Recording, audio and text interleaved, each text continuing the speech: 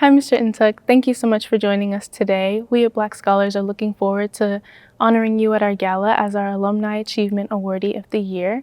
Can you share a bit about yourself with everyone, where you're from, what you do, and maybe a hobby or fun fact? Great. Thanks so much for having me. I'm really honored to be recognized this year. I'm a graduate of 2006 here at Long Beach State. I did my degree in chemical engineering, double minor in business and chemistry. I'm actually a second generation Long Beach State alumni. My father came here in 1965 and graduated in 1970. I'm a Peace Corps baby. My mom's from Long Beach, and she went into the Peace Corps after she graduated for college, and that's where they met. They were both teaching math and science in West Africa, and he came here as a foreign student. And so my name, Uduak-Joe, my first name, Uduak, my dad wanted to name that, my mom wanted to name me Joe. They put a hyphen in the middle, Uduak-Joe. So I'm a child of compromise. But in my career, I've worked in various technical roles as a petroleum engineer, a production engineer, technical manager, energy policy director, and an energy regulator. But prior to that, in my time before I came to Long Beach State, I went to community college at Long Beach City College. I played college football for 3 years. I used to be a linebacker on defense, and I grew up playing soccer, so I also did PATs and kickoffs.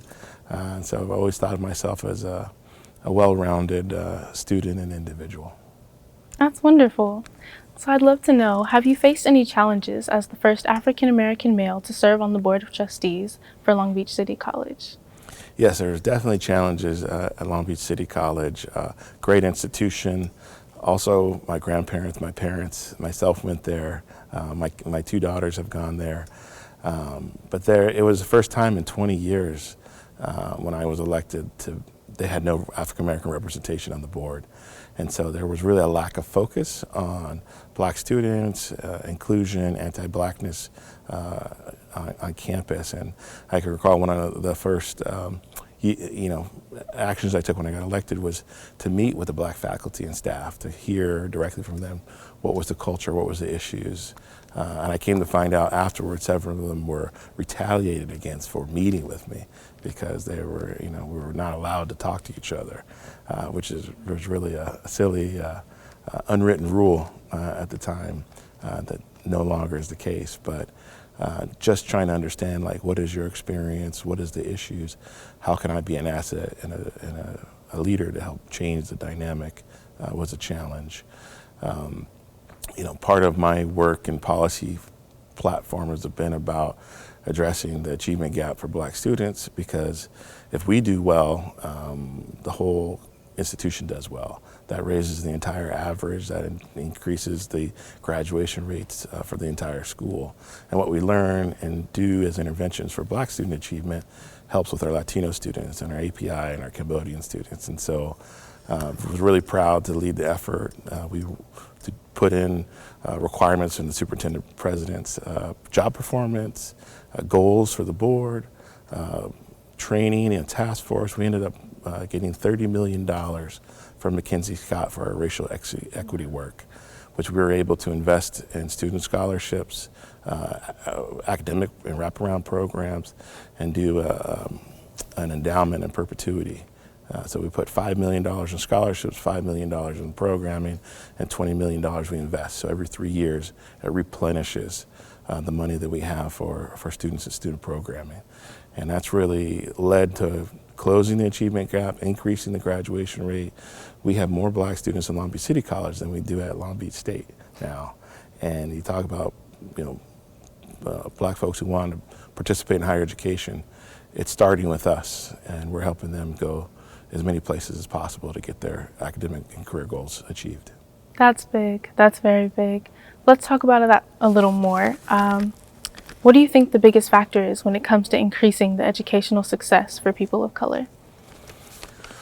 It's a number of things. The stigmatization that I don't know anyone, or no one in my family's done it, or it's not possible, which we've really tried to address with dual enrollment, of having high school students enroll at community college as early as freshman year. making sure that people think they can't afford it, that we have 2 years free community college at Long Beach City College for all high school graduates. And we have the largest Black student scholarship amount that we've ever had in school history right now. Is that even if you're what we call indirect student, you don't come directly from high school, we still have scholarship money and supports available. We have a program called Emoja that's a peer support group. We have a formerly incarcerated student group. We have programming for parents, because 40% of our students are parents, and the students who take advantage of our on-campus innovative program that we do between Monday through Friday, 2 to 8, on-campus childcare is Black mothers. And so making sure that they have the resources and support to come on campus, focus on school, do their homework, go to class, and we take care of the kids to make sure they're fed, do their homework, have some recreational activity time. But it's really the systemic barriers that are there of sometimes basic needs, sometimes housing, sometimes, making sure you have enough for books. I've pushed for all digital textbooks so that it's about $40 per class now versus $100, $150 for paper books. So, which also empowers our faculty and staff to create their own textbooks, to customize it towards their curriculum and the issues of today. So it's trying to be innovative and supportive from multiple angles. Yeah, that's wonderful. It's important to bridge those gaps. Who has been your biggest advocate, mentor, or motivator? Sure, I was thinking a couple people. Of course, my wife, Tanua, she's great supporter and inspires me and pushes me to be my best every day. And we always say we have a fierce battle for equality in our house every day. But it's great teamwork. We go by Tanutuwak, kind of like Brangelina. And so she's a great motivator and mother and partner. When I was here, Vice President Doug Robinson was a great mentor and supporter. I was involved in student government, and I did internships in Indiana and Bakersfield and for a couple Fortune 500s, and he was always great to focus on graduate, get out of here, get into your profession, and stayed in touch with them even after I graduated. And I think of, even kind of leaders out there in the Pan-African movement. Kwame Nkrumah in Ghana was a great, first president post-independence, focused on infrastructure and unity, and Swahili as a common global Pan-African language. And, many people say, oh, where does that name come from? Even my wife, Tanua, her name is Swahili, Tanua for treasure. And it comes out of that leadership of, can you be bold? Can you make impacts across borders? Can you bring people together for positive change? Yeah. So what called you to the volunteer work you do, especially as a STEM advocate, STEM education advocate? Yeah, I come from a family of public servants. We have a long history in public service. My grandfather was a flight deck captain in the Navy during World War II. My mother served in the Peace Corps in Africa. I was an Eagle Scout in Boy Scouts growing up, so had some built-in leadership training in high school and in my youth. But getting into engineering and being the only one in class and having a number of peers not graduate and not finish, and then you go into the professional world, and again, being the only one, many times, you see the dearth and you learn of the statistics, and the capabilities there. I remember one internship I had in environmental engineering. My manager, who was a hydrogeologist, said, "Man, you're great. I wish we could find more Black students like you." And I said, "Oh, there's lots of us out there. If so many people weren't incarcerated, you'd have a lot more Black engineers."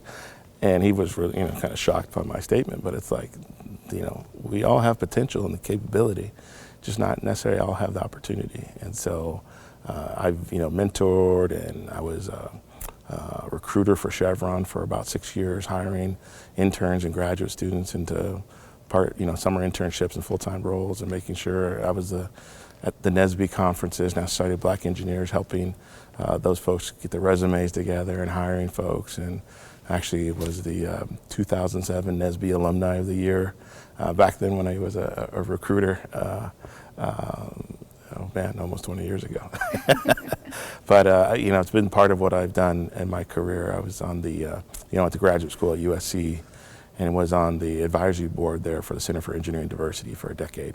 and helping mentor and guide students to grad school and to careers, and introducing them to other people. I'm not an electrical engineer, but I know a lot of electrical engineers. So let me connect you with one that can talk about your area of interest and your potential career paths. And so it's just, here on campus we used to have the Sankofa Awards, reach up, or reach back as you go up, or reach as you climb, and so it's been a theme I've tried to incorporate in my career and in my life. Yeah, it's important to have people to open doors and provide opportunities to the next generation, the people coming after them. Yeah. When did you realize that community was important to you and important to your growth? I was a non-traditional student. I was here, I was an older student when I was at Long Beach State. I had already gone to community college, earned an AA degree, had played college football in Texas, was a parent, and saw the dynamics on campus of younger students, even older students than I was, that there was more to go to college and just go into class. And so I was involved. I was the NSBE president when I was here. I was the engineering senator for ASI when I was here. The Student Recreation Center has my name on the wall because we made that the first green building, LEED certified green building on campus. And so I knew that there was a role or a vacuum of leadership. And so in addition to my engineering coursework, I was involved in student organizations, and same thing, trying to help make sure we all grow together, we all win together. And so, just, I think when you have perspective and sometimes a little bit of age, you see the opportunity that's there, that even when we're on a college campus, the challenges we face off campus come with us, and it was a game of persistence. Just don't quit. It took me 9 years to get my bachelor's degree, and so it was a group effort. Yeah. You talked a lot about your leadership experience while on campus. What does it mean to be a leader or advocate to you? Yeah, leadership is not for everyone. Not everybody wants to be a leader, but when you are a leader, you need to be informed. You need to be in touch with the pulse of the people you say you want to represent.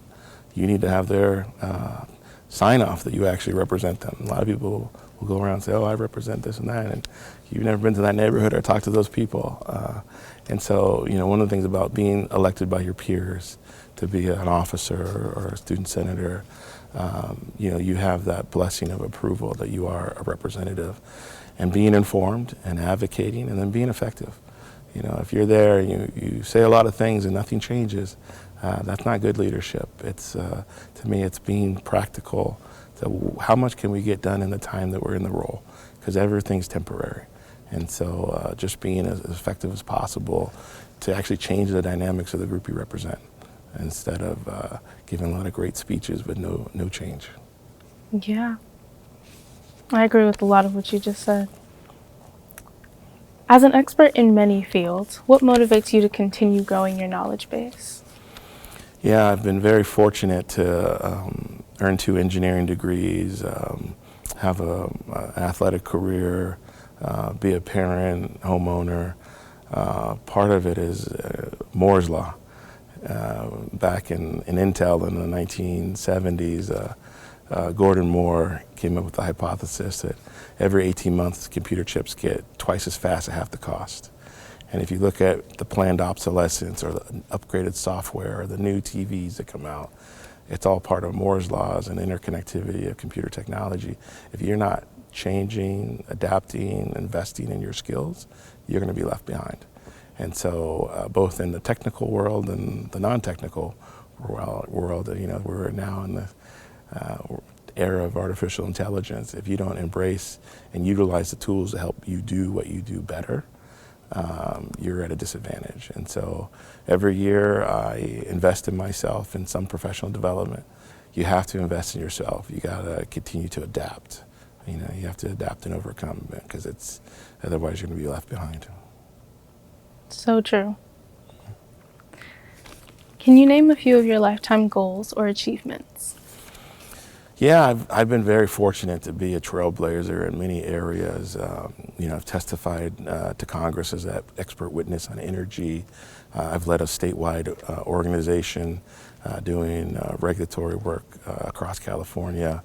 I've been able to go to graduate school, and many of the things I learned I thought I would never use are happening today in the world. And so it's been great to have a lot of career achievements, but also I went to the World Cup in South Africa in 2010, and be able to be there and go visit Mandela's jail cell on Robben Island, or do a township tour in Johannesburg, or see the Apartheid Museum in real life.